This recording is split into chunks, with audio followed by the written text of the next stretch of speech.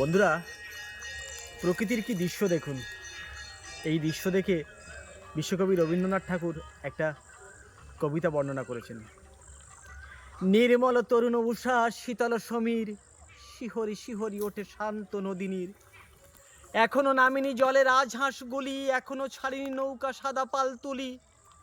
এখনো গ্রামের বধূ আসে নাহি ঘাটে, চাষি নাহি চলে পথে, গরু নাহি মাঠে। আমি শুধু একা বসি মুক্ত বাতায়নে, তপ্ত ভালো পাতিয়াছি উদর গগনে। বাতাস সোহাগ স্পর্শ দুলাইছে কেশে, প্রসন্ন কিরণ খানি মুখে পড়ে এসে।